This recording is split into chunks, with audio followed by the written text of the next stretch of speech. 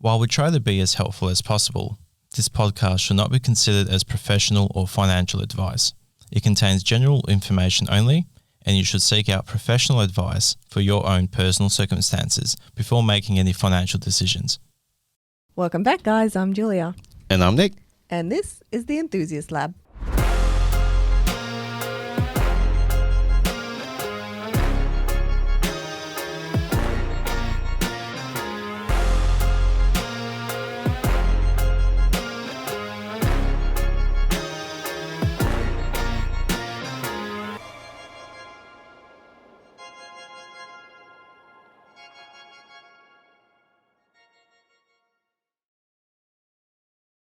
Alrighty, guys, welcome back to another episode of the Enthusiast Lab.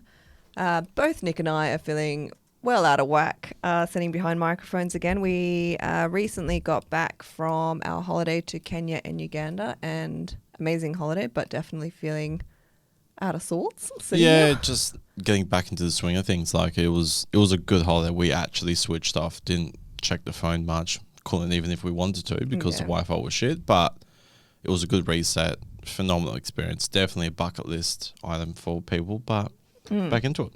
Time to send it.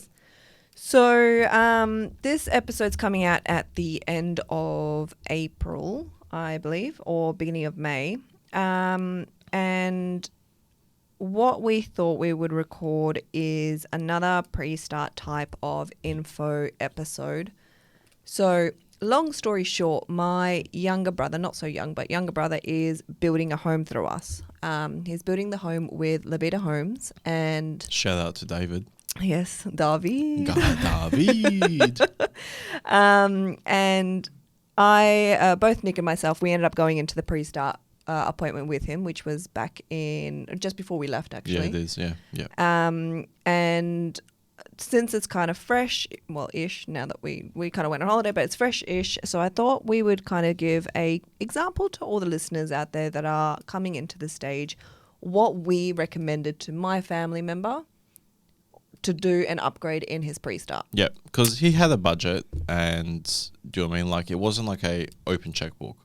He wanted a couple things that would give that little bit of better, what's that word? It's not a slice of life, a better slice of life. Where are you going? Just like you know, in terms of like it enhances your lifestyle with like these small additional changes just to make it. Yeah, look, there's an actual saying for it, but okay, beyond me right now. He came into our house. We also recently built, and we did a lot of upgrades in our home because Hectic.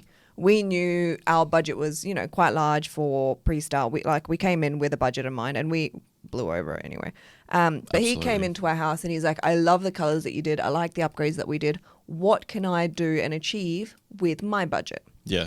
And David's budget was $35,000. Which is still a fucking huge. It's a huge budget still. And what he wanted to do kind of as bougie on a budget. Brocade. Bougie brocade. Bougie brocade. So I thought I would go through his variation and kind of highlight the bits that he upgraded that reached up to that $35,000 because we actually went over and then scaled it back. Yeah, because there are items on there that he didn't end up taking anyway, so it did drop down. Yeah, we dropped it back down to 35. Oof. Yeah. Oof. So his actual pre-start ended up costing $44,925. Yeah, but then remember also the extra solar and the aircon, so you end up being about 50. Okay, yes, but then we've scaled things back. Yes, so total after, because this variation we're looking at is 44, plus there was some aircon upgrades in 3-phase, went to 50, but we dialed it back down to 35 to fit his budget. Yes. So I will be skipping over the things that he took out, or I can mention it. Well, you know what? We'll play it on the fly. We don't know. We're going to find it. We'll find out. We'll do the Mr Enthusiast special. We'll just wing the fucking thing. So the first one that we did was look at the outside of the home and relocated the AC unit to aircon. Yep, the aircon unit to outside the bathroom wall. So where the aircon unit was originally was just around the corner from where the alfresco is. Yeah. And both he and I kind of looked at the space and I'm like, you know what? If you're going to be entertaining, you don't want that big whirring sound right next to you. Let's put it to the opposite side of the house, where it's kind of in the zone where I feel like every house has that like dead zone where you don't really walk down there. It's your washing line zone, but otherwise no one goes down there. Yes and no. So this is something that we do recommend to a lot of people to do. And you can, obviously, this is the best time to do it at Prestart because it's just generically drawn on the plan, right? So when people actually get the contracts, which is what David had, it's just everything's been plopped on. You get to finalize it at this point. And the big thing is if you can pull it down the side, obviously it's sometimes better off doing so, but you need to have the right space for it. So if you only have a meter gap between the house and the fence line, it may not be enough because these big aircon slabs with these big ducted reverse cycle aircons, they're like half a meter deep, right? So you do need to have normally that 1.2, 1.5 depth or like distance between the wall to the fence line. So if you do have it, then that would most likely be an optimal location to relocate. So I just want to put that out there when we're referencing this. Yes. Because you have that space available. But sometimes for some clients, you are kind of stuck with where it can be if you're really pushing, the building envelope on what you can do with that house. Yep, totally agree. The next one that we did was we looked at all the walk-in robes in the house. And what we did was we raised the shelf and rail to 1950. What that means, when you look at your walk-in robe, where you hang your clothes at your shelf and rail, what we did was we raised it a little bit higher because David has tall ceilings. Yes. And we kind of said, what can you fit above that on that shelf? And instead, we decided to lift it a bit higher, which allows space for like dresses to dangle. Not that he has a missus, but maybe his own dresses. Definitely cross-dresser. But like suits, if they're hung down properly, dresses and stuff, so they don't touch the floor. They've got that extra hanging space. Yeah, because it's not a cost charge. It's noted. There's no cost charge for that. You're just simply moving it an extra 20 centimeters higher. So the average normally I think is about 1,700. So 1.7 high, 1.75. Normally, not 1.9 is a good height. And the last thing we did was we relocated the rear garden tap to the left-hand side of the external living. So it's been put right next to the alfresco. So then if he needs to water down the alfresco for getting down the side of the house and to the backyard, it's just in a slightly better position than where it was originally placed. We just move it to what's going to suit your lifestyle. Yep. It's that simple. Simple. Yeah. All these were no charge. From here, I don't know if we are allowed to throw out prices, but this is based on what he did as a rough guide. Again, changes with different builders, changes with everything, but it's just as a rough idea. A couple $100 here, a couple $100 there. Hey, presto, you got a 50 grand bill. Yep. Walk on the building 101. Okay, so the next thing that he did, he'd added a extra garden tap. Yeah, that was just under $200 for the extra plumbing. Just so that he can reach both sides of the home, just in case he needed it. Yep. And I know that he wants to go and put a sauna and an ice bath on one side of the house, and that's the side that we put the extra garden tap for. Yep. The next thing, he did an upgrade to the feature face brick. So at the front of the home, you have your standard elevations. What he opted to do was go for a face brick look. He had an option for face brick. Options. He already had standard options. He wanted to upgrade to the next ones up, which suited more the color scheme he was looking for. So Lavelo, the builder, they would just simply price what that new unit is for how much exposed brick there was, credit back what was previously allowed for, put the new price in, and then that difference is what he had to pay for. Yep. Next one. And that's both of them.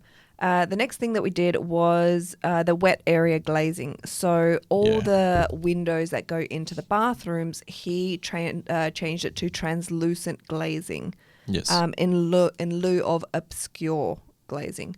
And it's just a nicer... It's a nicer finish for the glazing. A lot of people have a lot of builders will give you glazing, but it's like hell basic. And just having that little bit nicer version, you just pay the difference for it. And that depends on how big the windows are, how many windows there is, and it just gets costed. Okay, so the next thing that we did was the flooring. So we opted to upgrade the foam underlay throughout the house. in lieu of the standard, which just gives That's it for the carpets. So if you've got carpets, that's the foam underlay upgrading to be a bit more softer. But we also did a cost option for hybrid flooring. Correct, because his chose to do the hybrid floors Mm-hmm. rather than tiles in the living areas because there was no charge difference with our Yes. builder. So what we did with our home, because Julie's got eczema and allergens and shit, plus we have 2 big fuck off dogs that shed enough for like a herd of puppies. We removed all carpets in our house. So he really loved that fact that it's very easy to maintain, and we have a standard hybrid floor. So so he's like, can we get a cost option to do it? And you can do this at Prestart. So it's a really definitely, if you don't want carpets, this is your final chance to get this costing to get it done. Yes, so he got an option for adding hybrid flooring throughout rather than just in your main living area. Yep. And that means to the master, walk-in robes, beds 2, 3, 4, and the theatre. He wanted Yes. floor like the hybrid flooring everywhere rather than having any carpet in the house. Mm-hmm. However, he did say at like when we were choosing the floors, he's like, I don't actually mind if it's carpet, so let's pick a carpet just in case it comes in super expensive. Yep, as an option B. And Absolutely. it came in just under $7,000 to do the rest of the home. remove the carpet and do the rest of the home. Yep. Which is pretty And- standard for the size of the home. Like it's a big 4x2, big garage. Like it's not exactly a smaller home. The average cost that I've seen with most builds when you're doing these bigger homes is anywhere between $6,500 to about $10,000, depends again on the size, and also depends on what floor you do. So this was from the standard range that Levita had included, because that's what we chose for his main floors.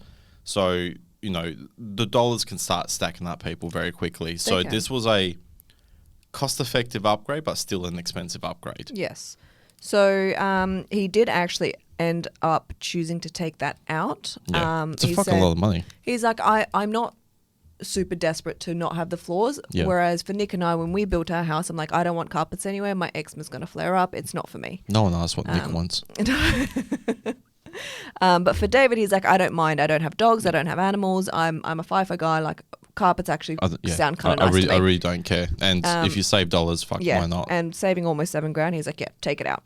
Yep. So we did choose to do the flooring gold foam underlay. So he got the carpet, but he got the plusher underlay underneath the Yeah, carpet. it's just a bit more support. It makes it nicer under your feet, like Yeah. when you're walking, so it doesn't feel like you're walking on Concrete. concrete with a carpet on top of it. Just a little bit A more. little bit more plush. Yeah. The next thing that we did, and we've talked about this in our Prestart episodes about what we recommend upgrading, which is raise the kitchen splashback tiling to 800 mil. So that means rather than having the one tile and then just where the cooktop is, we raise all the tiles up the whole way Yes. as the kitchen splashback.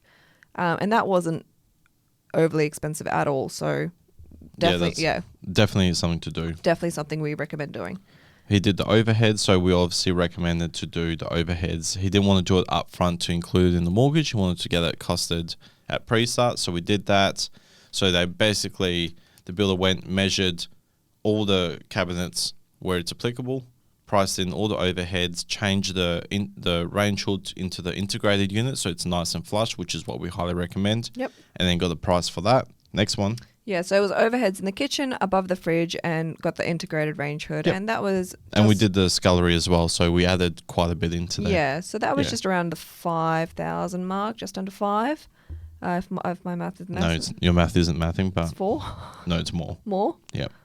Which one am I... Oh, yep, sorry, my bad, guys. A little bit more than 5.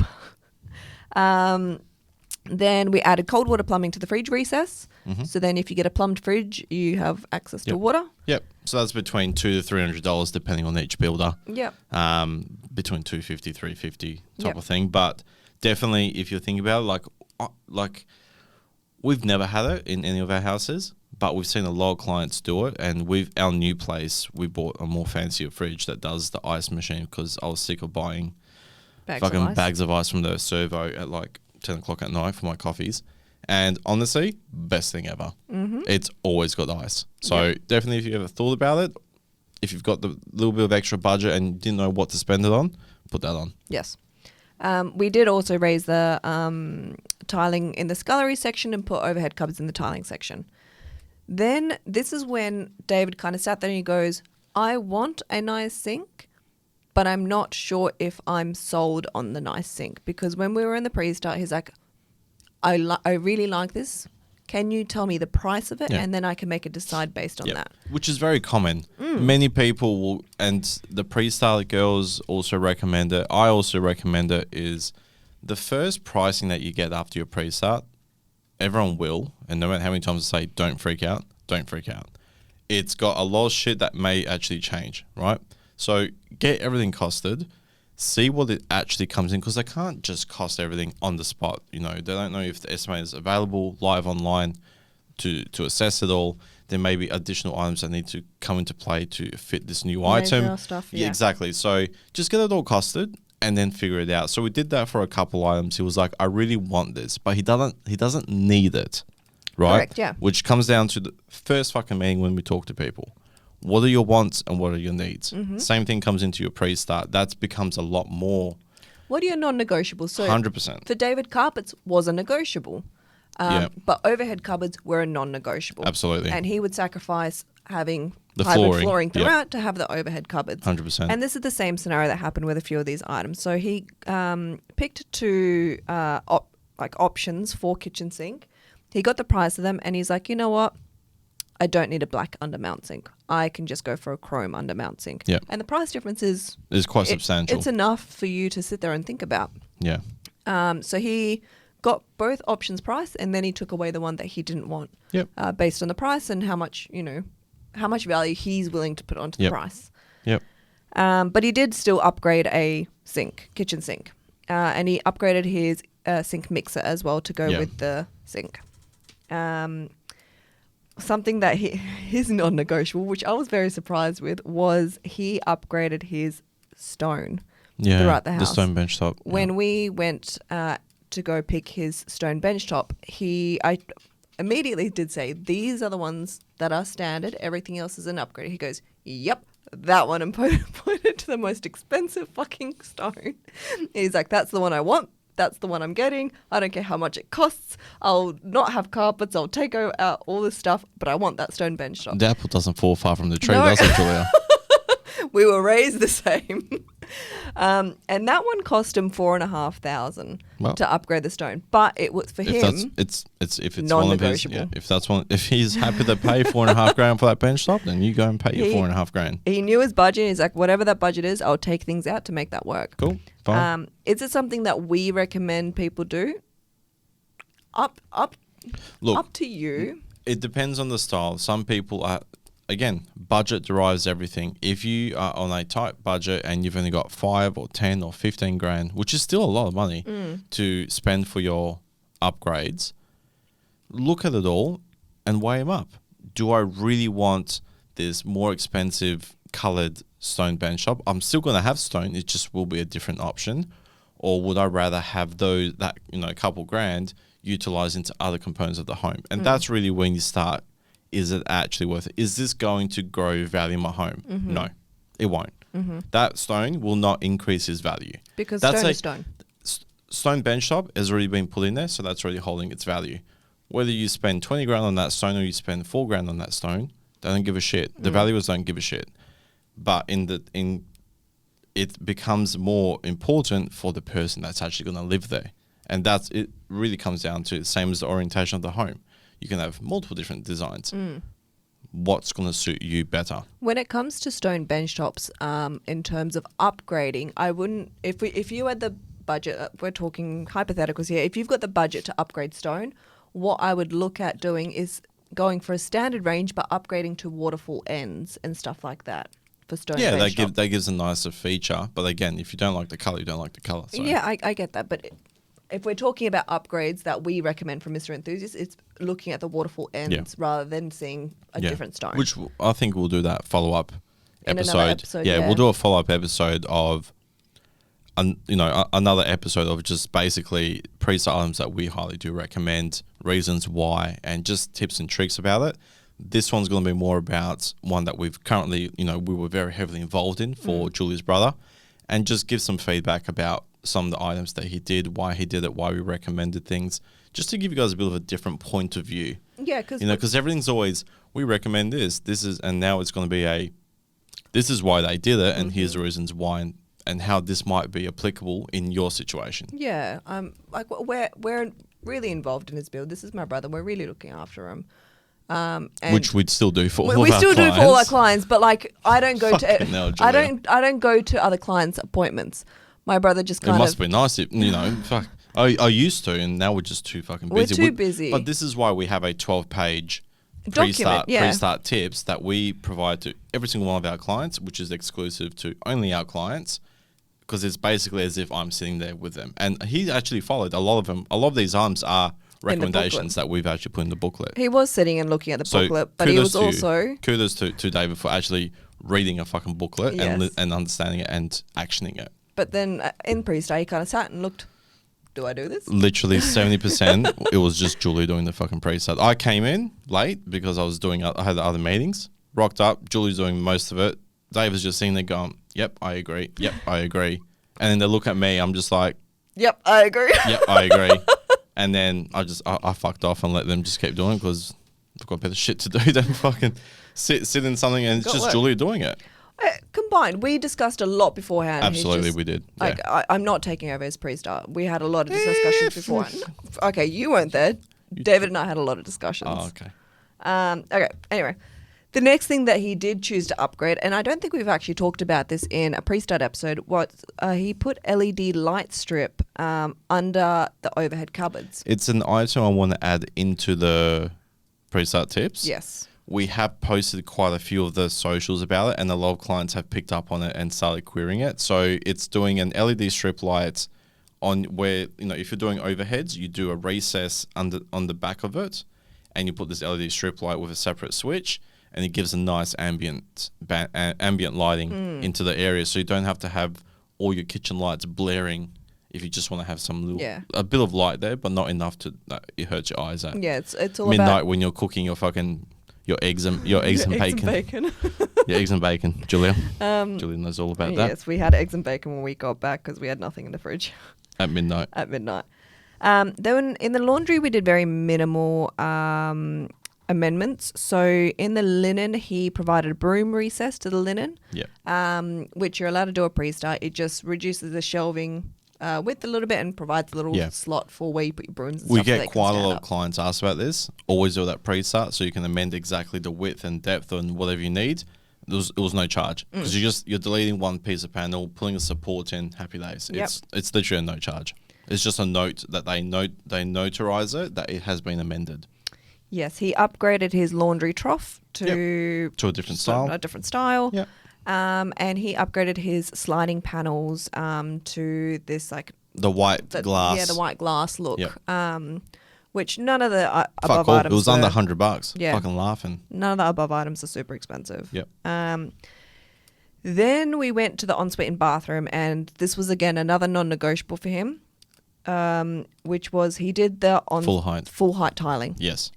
So he's been to our house, he's been to our previous home, and kind of everyone says to him that he spoke about. He's talked to mum, he talked to dad, and he says, "What should I do with the tiling?" Everyone says up to the ceiling, full height tiling. Yes. So that for the was bathroom. For the bathroom, toilet. yeah. Not the toilet, for the bathroom. Yeah. He went full height tiling, and that was a non-negotiable for him. Yep.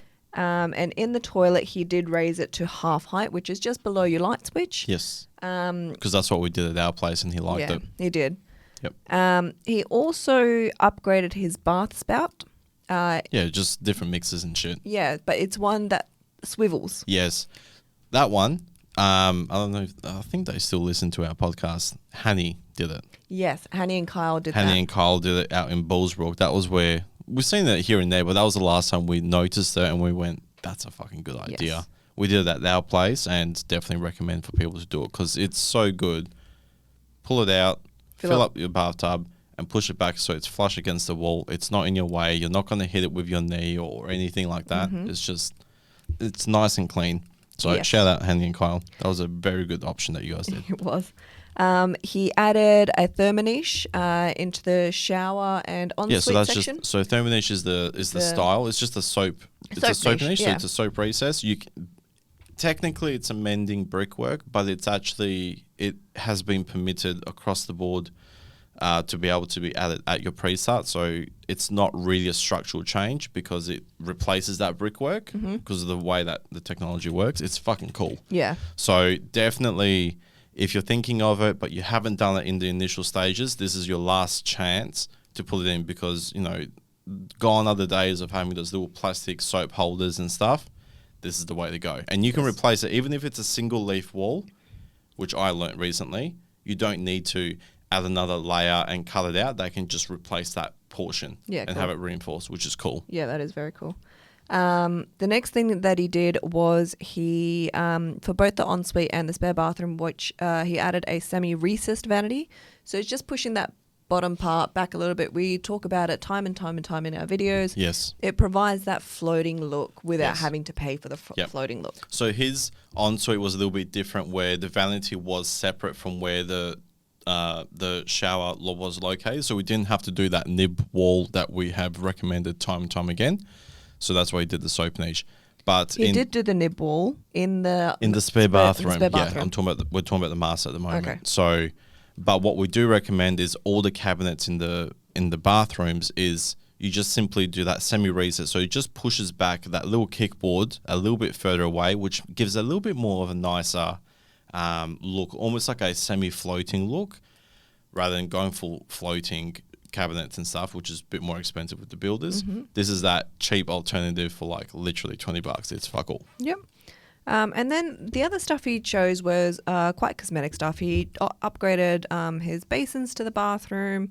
He chose a dual rain shower. Yeah, just change the shower heads and stuff like that. Mitered tiling. So we gave him the tiling. Yeah, so we explained to him what the standard finish is with the builder.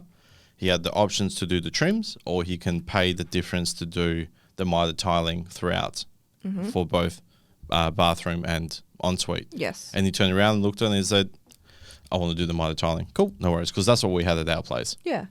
And then this is something he looked at but then decided to take out, which is the floor wastes. He really liked the look that we did in our house. Oh, yes. Yep.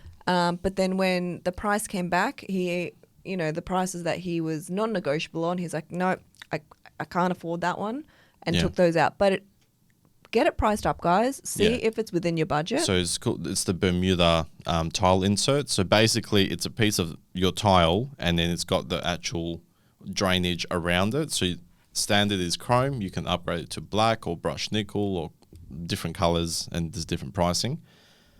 Some people really like it. Some people dislike it because it's a bit more of a pain and gets clogged up easier and stuff.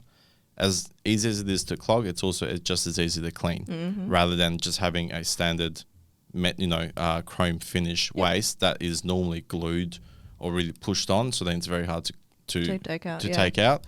Me personally, I'll just grab that, pull it out, clean it if you need, and put it in. But it looks fucking nice. You see in all the hotels, you go to fucking Bali, 1 in 3 have this. Yeah. Yep, literally. So a lot of people always go there and they go, fuck, this is nice. Well, here's your option to do it in your master. Yeah. In your own home. He upgraded a couple more things after this variation. So we upgraded 3-phase power because he wants to put a sauna and an ice bath and other stuff in. And you can set it up so well. You can, by having the 3-phase, you can upgrade to a much larger solar system afterwards if you want to go in. You can also, if you ever want to look at doing an electrical point later down the track to charge your Tesla or electric vehicles, much easier with 3-phase power. There's a lot of benefits for it. Don't quote exactly, I think it was about $750 to feed it into the house. It's fuck all. It gives you a lot more opportunities in doing so. Some people want, especially if you're doing those larger air conditioning units as well, when you start getting to the 16, 18 kilowatt big ducted reverse cycle air cons, you do need the 3-phase to actually feed them. They're big boys. Yeah, they Single phase won't work. So we did upgrade the aircon and the solar we did as well. Yeah. And then the rest of the items he upgraded were all electrical items. It was adding extra power points. It was adding junction box to the roof space, 3-way switches, which is conduits.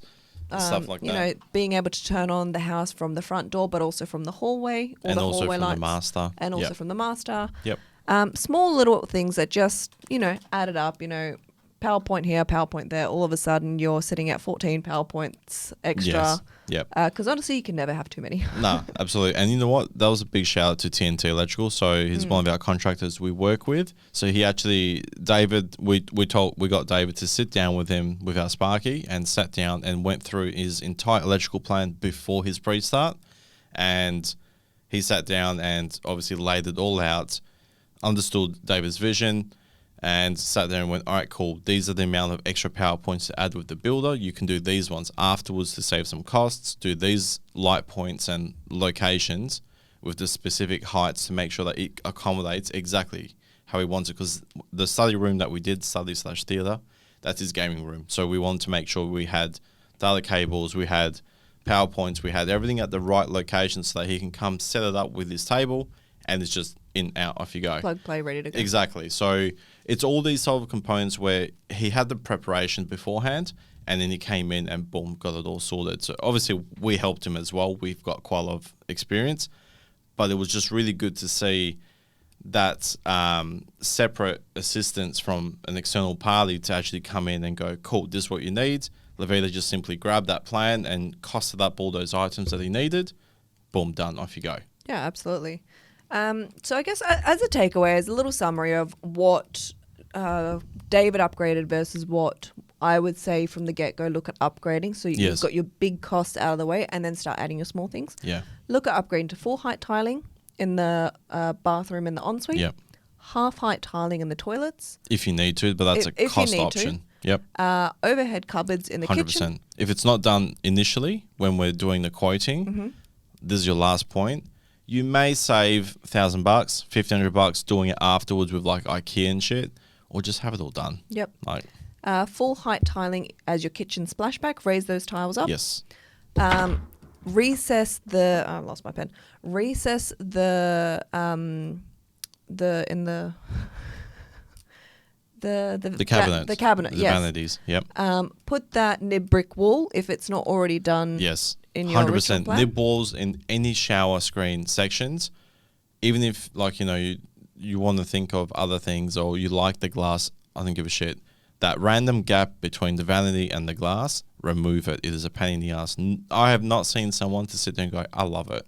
Yeah. It's always an afterthought going, I wish I did that. I wish I did that. Yeah. So don't have it as an afterthought. Have it as a pre-thought and do it during your pre-start.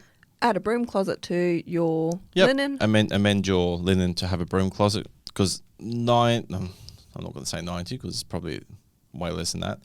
Many people, many people are now using like stick vacuums and stuff like that. So, or just a space to put your mop and shit like that. You don't have it. You've just got 4 shelves. That's your standard. So cut a section out so then you've got an allocated spot for it. Vertical space. Yeah. And the last thing I'd kind of recommend doing is if you're going to have carpets through the house. I mean, if you don't want carpets, get it priced to do floorboards or tiles throughout. But if that's not your jam and you know it's going to be, you know, on the pricier side, get priced up to do a more plusher underlay under your carpets. Yeah, do the upgraded underlay for your carpets just to make that a little bit nicer. It's substantially cheaper than changing all the flooring. Absolutely. But it's always, when you go in for selections before you go in for the actual pre-start, you know, meet a lot of the suppliers. Always choose, here's your number one fucking tip, have an option B. Yes. Go in, I want this, but if shit hits the fan, this is also okay. I'm also satisfied with this option. Because as land is getting lots of it is untitled. We've done the whole episode explaining what's going on in the market and all this shit. There may be reselections. The builders are doing everything in their power that they can, right? And the biggest thing what they're doing now is once your tiles are out, that's when you're normally getting booked in for your pre-start installations to help minimize the chances of doing reselections of your items midway through your build, but it's never guaranteed. So I would always recommend when you're going in, just keep in the back of your mind an alternative option for a tile, for your flooring, stuff like that, color selections, because things may change. Hopefully it doesn't, but always we're the biggest advocate for always prepare for the worst. Yeah, definitely. And then when something comes out better, happy fucking days. Rather than you hope on the best and then something comes up. And I guess the final piece of advice I would say before we start closing off is start your pre-start. Before you start your pre-start appointment, go in with a budget in mind. How much can you afford to spend on pre-start? Yes. But during your pre-start, ask the pre-start consultant to price in the things that you want. When you then get the variation sent to you with all the items that you've chosen, don't freak out. Don't freak out. From there, work back. If you sit there and say, I've got a $5,000 pre-start budget, no worries. Go add in the things that you want to add and then take away once you see the actual prices. If you're going in with $5,000, electricals, be prepared. Most of it will go into electricals. So I would recommend don't veer to the upgrades, honestly, and just stick to fucking standard. Okay. If you get into the 10, 15, 20 mark, be cautious and be prepared that items can add up very quickly. So if you haven't, by the time you're going for pre-start, if you haven't done overhead cupboards, full height tiling already, that's going to hit your 10 mark before you fucking blink. Yes. Right? So that's how I'll do the stages, because you're going to spend a couple grand in electricals and you fucking should. Yes. Do you know what I mean? Like if you have $0 to spend at pre-start, that's also okay. What you're going to do is a lot of no charges and relocations of items. So, and that is still doable. You can still have a really good home with a lot of our builders with standard. Yeah, with right? no upgrades. People just tend to have a little bit of extra cash and they go, I'll push it that little bit more to have those nicer things that I really want. Not that they need, that they want. Yep. And that's the biggest thing is you just got to assess your situation. If this is a home that you're going to be in for the next 5 years and then do something nicer, don't go full ham on this house, right? It's very tempting and it's very easy to do so. You get caught up in the emotions. It's exciting. This is your first time doing it. Take a step back, take a deep, long breath and look at the situation because you're going to be paying for this. If you've got a short time frame for this home, keep it very simple and standard with a couple nice little touches of upgrades. If you're going to be in this for the next 5, 10, 15 years, then be prepared to spend a little bit more to make it a bit more comfortable, a bit more preferable for your tastes. A bit more plush. Absolutely. If you're looking at it going, I want to go full ham, not a problem. Just be prepared. There will be dollars for that. And the thing is it gets added so quickly. A few $100 here, $200 here, $3,000 for full height tiling, $4,000 here. By the way, here's a $35,000 bill. Yeah. It does add up really, really quickly. So, and that's the thing. You don't realize it's a couple hundreds everywhere. But when you start adding 20, 30 items with a couple hundred, oh, fuck, it starts adding up. Yep. And that's where it comes to. It is easy to get swept away. Just start off with a budget in mind. Budget's number one. Budget is number one. If you go in not knowing your budget, you're going to get spooked and get very scared very quickly because... Yeah, and you'll get frustrated because you start having ideas of, oh, this will look really good, and then you can't afford it. Oh, fuck. Now I have to reselect, but I'm not happy with the reselection. Do you know what I mean? And you're putting unnecessary stress on yourselves. Yep.